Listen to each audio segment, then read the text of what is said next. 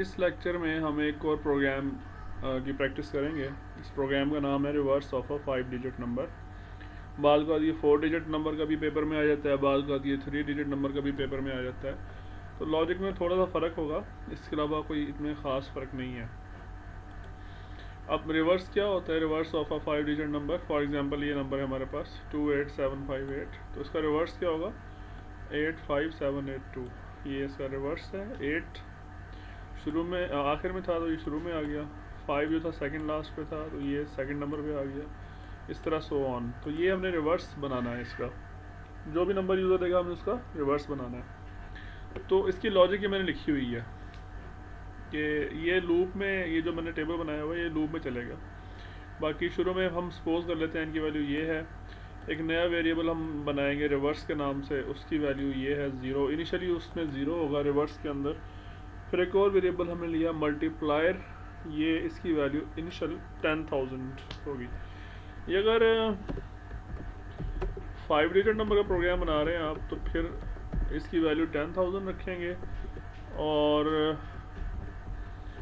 अगर 4 डिजिट का प्रोग्राम बना रहे होंगे आप देन इसकी वैल्यू क्या होगी? यार मल्टीप्लायर की वैल्यू क्या होगी? 1000। अगर 3 डिजिट का बना रहे होंगे तो देन इसकी वैल्यू क्या होगी?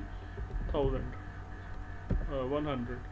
यानी अगर 5 डिजिट की ये बनाना है तो ये टोटल 10,000 बनाएंगे, इसकी वैल्यू आप शुरू में रखेंगे। अगर 4 डिजिट का प्रोग्राम बनाना है तो मल्टीप्लायर की वैल्यू आप 1000 रखेंगे। अगर 3 डिजिट का बनाना है तो उसकी वैल्यू आप 100 रखेंगे। ओके, अब ये इसकी लॉजिक है जो कि हमने लूप के अंदर लिखनी है सारी लॉजिक। इनिशियली हमारा नंबर ये है तो पहला स्टेप क्या होगा? हम उसका रिमाइंडर लेंगे 10 से। ये बात मैं पहले भी डिस्कस कर चुका था प्रोग्राम के अंदर, सम ऑफ डिजिट्स वाले प्रोग्राम में, कि जब आप 10 से किसी नंबर का रिमाइंडर लेंगे तो उसका जो लास्ट डिजिट है वो हमें हासिल हो जाता है। लाइक अगर आपने इस नंबर का रिमाइंडर लिया है 25758 का 10 से, तो हमारे पास जो लास्ट डिजिट है वो हमारे पास आंसर आएगा।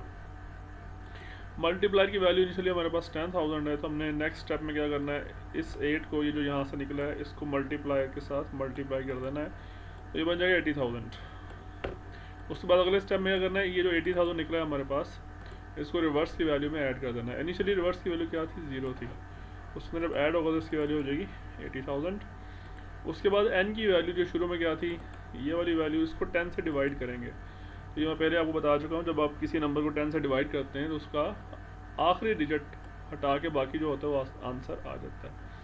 सो आखिरी डिजिट आप हटा दें तो बाकी बचा 2875। ओके, और जो मल्टीप्लायर की वैल्यू इसको भी हम रिड्यूस करेंगे। यानी इनिशियली ये 10,000 थी, आप इसको 10 से डिवाइड करेंगे तो यह बन जाएगी 1000। तो ये इसकी न्यू वैल्यू बन गई। अगली आइट्रेशन में क्या होगा?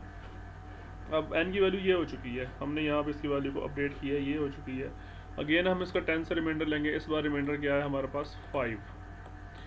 और मल्टीप्लाई 1000 है तो 5 को आपने 10,000 से मल्टीप्लाई किया तो हमारे पास आंसर आ गया 5000।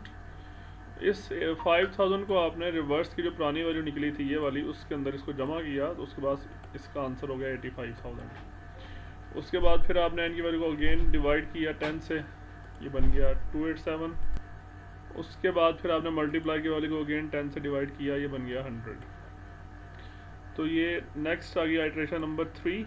यहाँ पे n की वैल्यू क्या बच गई है? 287। 10 से रिमाइंडर लिया, बच गया 7। So on. इस तरीके से ये स्टेप्स रिपीट होते रहेंगे। एक स्टेज ऐसी आएगी कि जहाँ पे n की वैल्यू 0 हो जाएगी, तो वहाँ से फिर आगे आप इसको रिपीट अगर आगे कंटिन्यू नहीं करेंगे। तो ये इसकी लॉजिक है। इस लॉजिक को ज़रा गौर से समझ लीजिएगा। इसमें कोई मसला तो मुझसे पूछ लीजिएगा, क्योंकि ये बहुत सारी जगहों पे ये लॉजिक इस्तेमाल होनी है।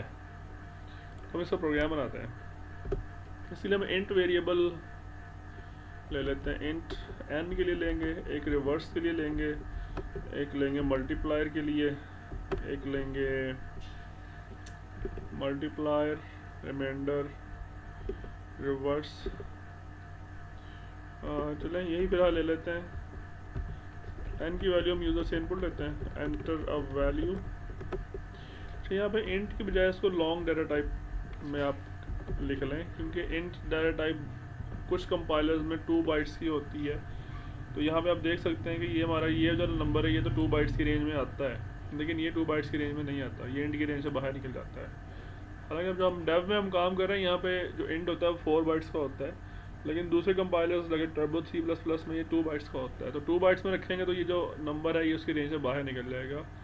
तो हम प्रोग्राम ही ऐसा लिखें कि वो दोनों कंपाइलर्स में चले, जिसके लिए हमने इसको लॉन्ग में रख लिया है। इसको लॉन्ग और इंट का फ़र्क समझ ना आए तो मुझसे आप क्वेश्चन कर सकते हैं।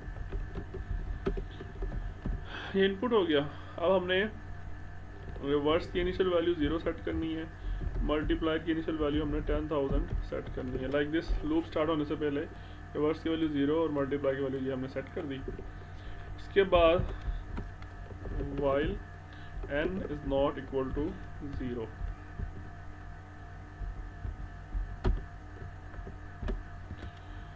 ये लूप कब तक चलनी, जब तक n की वैल्यू 0 ना हो जाए। जब तक n की वैल्यू 0 नहीं है, कहीं आप 0 पे आगे हमने लूप ब्रेक की है, तो ये हमने कंडीशन लगाई है। सबसे पहला स्टेप क्या होगा ये देखें। सबसे पहला स्टेप क्या है, रिमाइंडर लेना है। रिमाइंडर कैसे लेना है, रिमाइंडर के लिए हमने वेरिएबल नहीं बनाया, तो ये हम रख लेते हैं rm ले लेते हैं यहाँ पे। Remainder is equal to n remainder 10, ये वाला स्टेप हो गया हमारा, ये वाला रिमाइंडर 10 वाला। अब जो रिमाइंडर आया है उसको मल्टीप्लायर के साथ मल्टीप्लाई करना है। रिमाइंडर हमारा जो ये वाला आया है इसको मल्टीप्लाई करना है आपने किसके साथ, मल्टीप्लायर के साथ। ये मल्टीप्लायर का वेरिएबल है, इसकी इनिशियल वैल्यू। अब सवाल ये कि इसका आंसर कहाँ पर रखना है आपने। इसका आंसर एक्चुअली फ़िलहाल हम एक और वेरिएबल ले लेते हैं t, ठीक है। इसका आंसर हम इस t के अंदर रख देते हैं, ठीक है। ये जो हमारा आंसर आ गया 80,000। आगे हम जाकर इस आंसर को हमने रिवर्स की पुरानी वैल्यू में जमा करना है। रिवर्स की वैल्यू प्लस ये जो t यहाँ से निकला है, और इन दोनों का जो आंसर आएगा वो आपने फिर रिवर्स के अंदर रख देना, ठीक है। मतलब इनिशियली रिवर्स 0 था, t का निकला 80,000, दोनों को जमा करेगा 80,000 और वो 80,000 उसको साइन कर देगा रिवर्स को। ओके, कन्फ्यूजन हो तो पूछ लीजिएगा। उसके बाद n की वैल्यू को हमने चेंज करना है, 10 से डिवाइड करना है। n is equal to n divide by 10, ये इसकी वैल्यू चेंज होगी। इसी तरह जो मल्टीप्लाई की वैल्यू है इसको भी आपने डिवाइड करना है 10 से, तो ये भी चेंज हो जाएगी।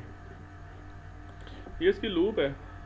अब हम इसको लूप ख़त्म होने के बाद इसको प्रिंट करवाते हैं, reverse of this number is, आगे रिवर्स वेरिएबल की वैल्यू, इसको एग्जीक्यूट करते हैं। एरर आ गया, सी इंट, सी इन नहीं है, सी इंट नहीं है। दोबारा चलाते हैं, फिर ये एंटर वैल्यू, हम यही वैल्यू जो हमने यहाँ दी है 28758, इसका आंसर निकाल दिया 85782। ओके, तो दोबारा चलाते हैं। इस बार हम इसको कोई और नंबर देते हैं, लाइक 148020, 0 आखिर में रेस किया, 6 कर दें, बन गया 62841। तो ये इसकी लॉजिक है। होपफुली आपको इसकी लॉजिक समझ आई होगी। इसमें कोई कन्फ्यूजन हो तो आप लोग मुझसे पूछ सकते हैं, और इस लॉजिक को आपने अच्छी तरीके से समझ लेना है, बिकॉज ये नेक्स्ट प्रोग्राम्स के अंदर भी यूज़ होगी।